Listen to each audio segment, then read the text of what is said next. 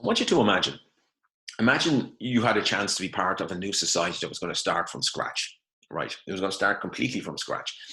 And they were looking for leaders within this new society. And you decided to put your manifesto forward to become the leader of this new society. And in your manifesto, you decided that what you wanted for the society was you wanted a society where people felt much happier about their experience and living in the society. There was lower anxiety levels, lower stress levels. There was a greater chance to put food on the table. There was less stress about putting a roof over our head. People had a greater chance to re-educate themselves, had a life of purpose. They had jobs with meaning and purpose too, in many ways. I guarantee that if you put forward that manifesto, certainly I would vote for you. And I think a lot of people would want to be part of that society, and you would suddenly become the leader of this wonderful society. I want you to think of right now at this particular moment in time of what we're experiencing with COVID and everything else that's going on. The Irish government at this moment in time has given anybody who lost their job during the period of COVID €350 as a safety net for the next 6 weeks. Personally, I think that should be extended to 12 weeks, but it is where it is at the moment of time. So it's a safety net for people to be able to find a way to get back on their feet, pay the bills, and try to reorganize themselves. I want you to imagine what it would be like if that wasn't available to us at this moment in time, if that wasn't available to anybody within the society, how different our experience of life would be. In Canada at this moment in time, actually the Canadian government have done a version of this where they've given 2,000 Canadian dollars, just over 2,000 Canadian dollars a month for the next 4 months. That's 4 months to all those people affected by COVID-19 over there. So they've got this safety net because Canada have sort of have some form in this. You can go back to 1974 to another study called Mincome, which was based in Manitoba. But I'm going to go forward to 2017, where they started a study in this. And this is what we call universal basic income. It's the concept of where you give money monthly without question to people and you place it into their account. And then outside of that, they can decide what they do with that money. They can rearrange their working experience by changing jobs, or they can re-educate themselves, or they can go down different fields. They can decide to work less, 3 or 4 days a week, and then use the other day purposefully or whatever they might be. But they've got the choice to be able to do that. And they did this experiment in 2017. It did end abruptly a couple of years later because a new government or a new council came into Ontario where they were doing this. But what it actually was this. They got over 2,000 Canadian dollars a month during this experiment, and it was 4,000 people involved, and it was supposed to last for roughly about 4 years, but it didn't get to the full term. But the people that were involved in this discovered that they could go back and educate themselves in fields that they always wanted to educate themselves in, but never got a chance to go and do this before. And I can understand how fulfilling something like that might be. There was also a 79% increase in physical well-being from people and an 83% increase in mental well-being by the people that partook in this study too as well.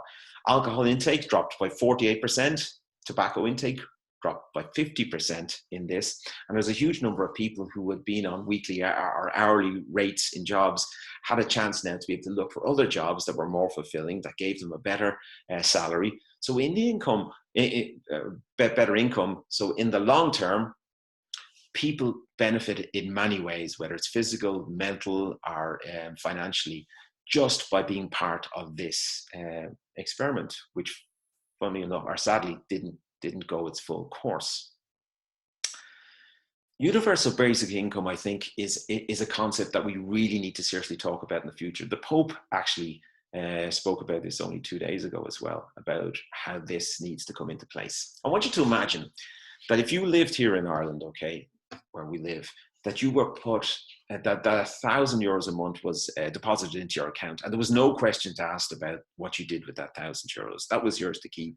You got that. And then you got a chance to be able to work on top of that. So you got a chance to go to whatever job, your present job, or you could decide that maybe I don't particularly like my present job, so I want to move to some other job that gives me more meaning or sense of purpose.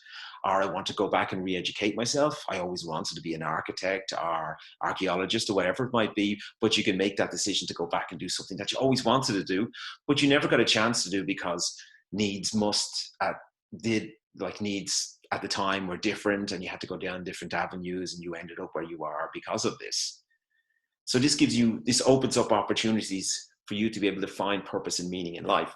Now, a lot of people argue about this a lot, and they say, well, if you give people free money, people are not going to work at all, and it only sort of encourages people to do less work.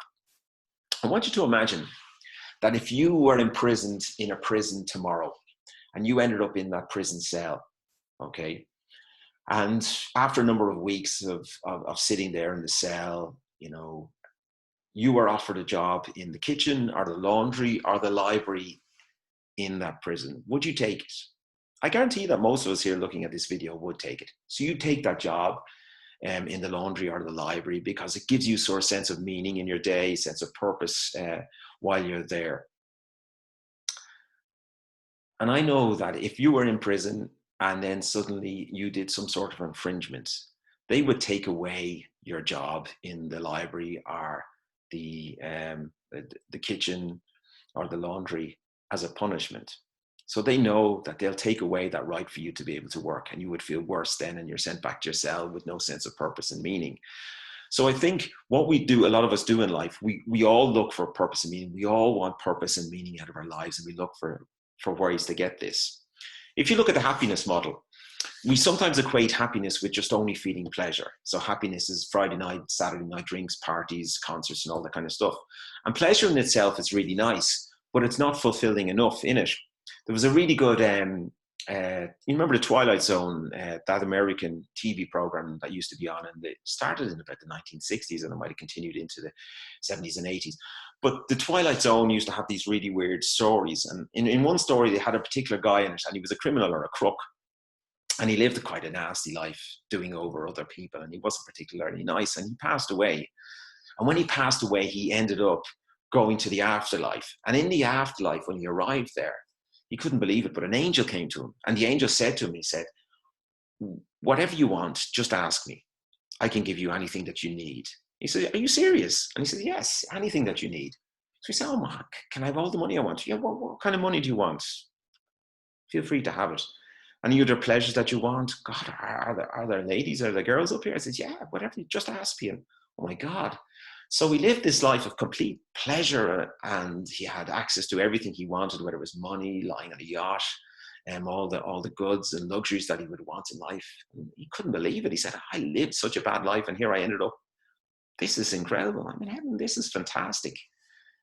And after a number of months, when he realized he didn't have to do anything, but everything was given to him just by asking a question, but he didn't have to put any effort into it, he slowly began to go mad. And he slowly began to go so mad that he eventually just went back to the angel, and he said to the angel, he said, I can't take this anymore. I can't take this anymore. Send me to the other place. And the angel looked at him and said, you are in the other place. This is it. And hell is having just simply a life of pleasure, but with absolutely no purpose in this. So happiness is pleasure and purpose in our life. Okay? Sitting around on a yacht being fed grapes all the time is fun for a short while, but after a certain amount of time, we feel that there's no fulfillment in life. And the same is with a life just with purpose and with no pleasure in our life. We can't feel happiness. So we need a divergence between those two. When they come together, that's when we feel real happiness. Can you see where I'm going with this? This is really interesting because I'm reading a book at the moment. There's a book I've read in the last year, but I've got it here.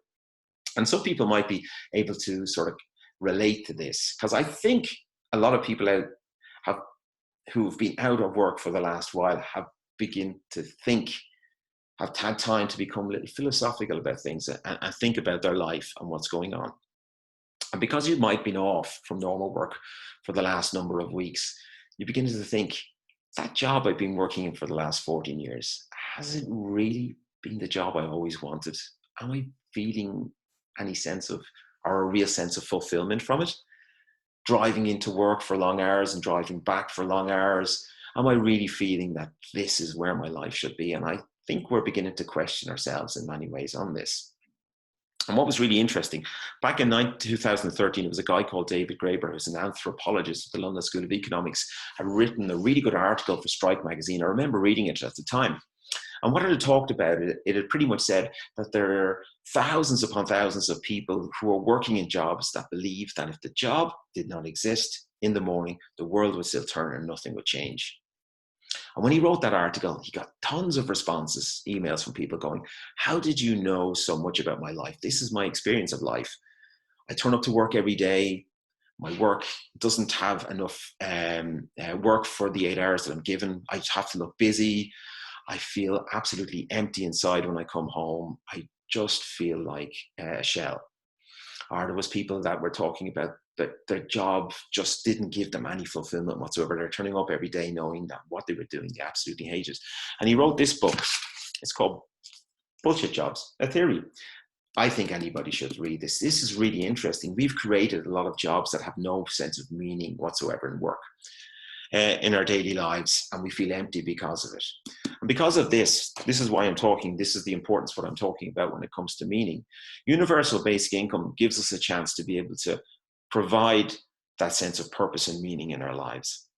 If I find I don't have to turn up to that job every day for 5 days a week, maybe I can do it for 4 days a week. And on that day off that I have, suddenly I give something back to my community, work in a charity shop, give back to others who are less fortunate than myself. That's where I get my sense of purpose and sense of meaning.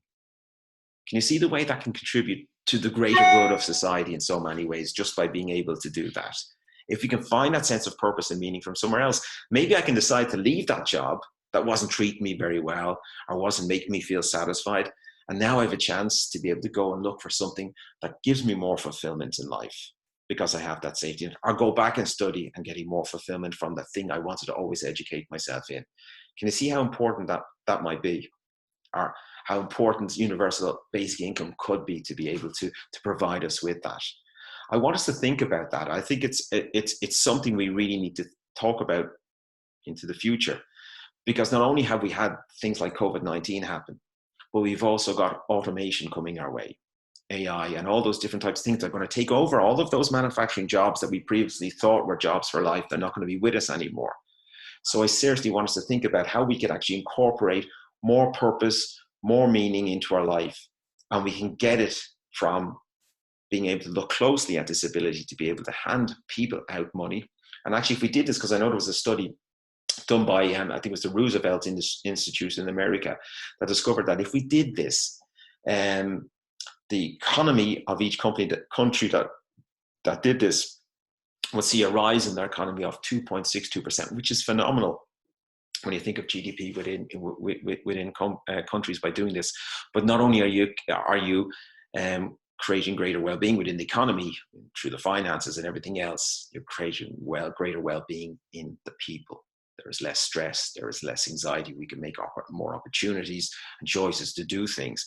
Think about this. If you think that meaning isn't important, guarantee that everybody who has been off work for the period of weeks that we've been, 3 or 4 weeks that we've been off now, you have not been lying in bed just staring at the ceiling, watching endless Netflix, or you have been out working on your house. I've seen it around my area here. People are painting the outside of their house, doing the gardens up, looking at projects they've never done before.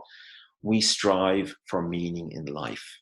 Humans are inherently not lazy people. They want purpose. And once you can get that purpose and you can incorporate that with pleasure in your life, because that is important too, that we have those two things in the center here, we have happiness. And that is our ultimate goal. Every single one of us was born happy. It is our default settings when you're born as a baby. It's the factory settings, like the factory settings on your iPhone. That's exactly where we are when we're born. We're born happy. Fortunately, we throw apps and we throw other stuff onto ourselves, like beliefs and situations and different types of things that might decrease that happiness. But that's our ultimate goal, to find happiness. And we get it from purpose and we get it from pleasure in life. Incorporate those two things into our life, and there's the chance. And I think universal basic income is a discussion that is certainly up for discussion over the next few weeks. I want you to stay safe and stay well, and good to see you all again. Take care of yourselves. Be good. Bye.